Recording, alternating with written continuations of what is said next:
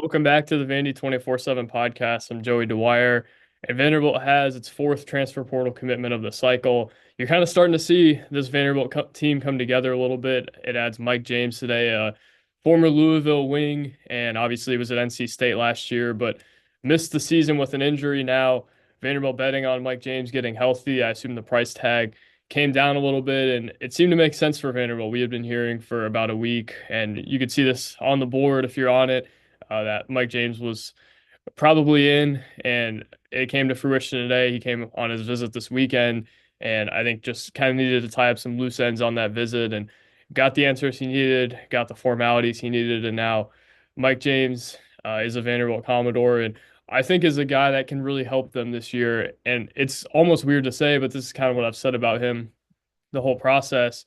For a guy who was on two bad Louisville teams, the two of the worst teams in program history, he's a guy that seems to impact winning. I think he's a really capable defender. I think he's a really solid driver. I think he's a guy who can shoot it a little bit, especially from the corners. That's really where um, Mike James thrives in terms of shooting, is in the corners. And then you look at the fit too. He's an 83rd percentile transition player.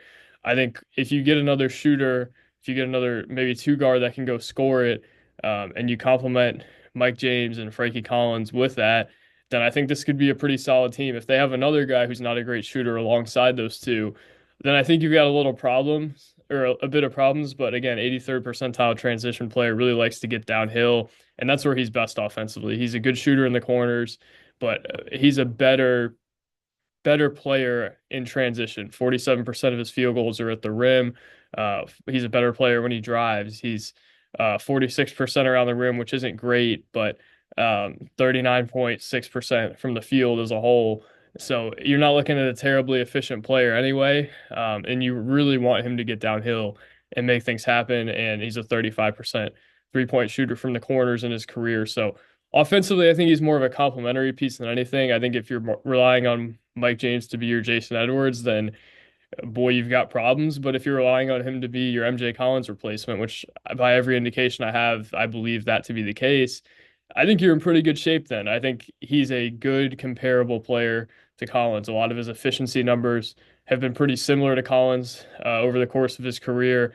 I think he might be their best perimeter defender, and I know Frankie Collins is a good defender, but man, Mike James can get out and guard out there too. I think their defense, especially with this addition now, is going to be not maybe not vastly improved, but I think they have really prioritized becoming a better defensive team in the portal. Frankie Collins loves to get out and guard. He really is disruptive, can get some steals. Tyler Tanner can do the same thing. Jalen Washington's the best shot blocker that they've had under Mark Byington, not even close. And then you have Mike James, who I think can go and guard the best player on the other team. I think this is a group that really wants to build a defensive identity, and you didn't really see that with last year's group. You had some guys who could guard, right? You had Grant Hoffman, you had AJ Hogard, you had Chris Magnon, who could switch a little bit and could get out and make some deflections, get in passing lanes.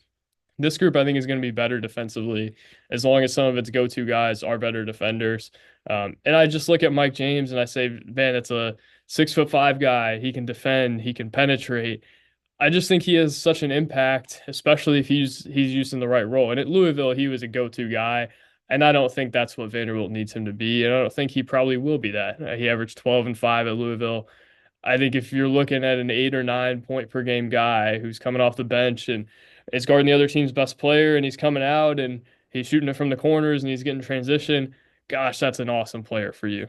But if it's a guy who you're turning to and saying, go get your own shot, go get by this guy and facilitate the offense, that's not what you're going to get with Mike James. But I think the vision that they have is more aligned with kind of what we had talked about, right? As a guy who can really get downhill. He's the prototype SEC wing, to where the other teams in the league have 6'5", 200-pound guards who are versatile, can guard multiple positions.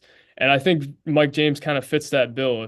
Again, like if you need him to drive, he can drive. If you need him to kick it out once in a while, he can do that. I don't think he's a great facilitator, but I think he's capable just because of how much attention he can draw with his physicality and size going to the rim. I think his shooting is a bit of a worry for me. And I also wonder like how much of the transition game and everything will be hampered initially by his knee injury. But Also, I think he's a guy that will be capable of doing that regardless. And I don't think defense will really be his issue either, even if he's hurt. So a 12.6 point per game score, 5 rebounds a game, 1.5 assists. Never, again, a terribly efficient score. He was more efficient his first year at Louisville, 45% from the field, 35% from three last year.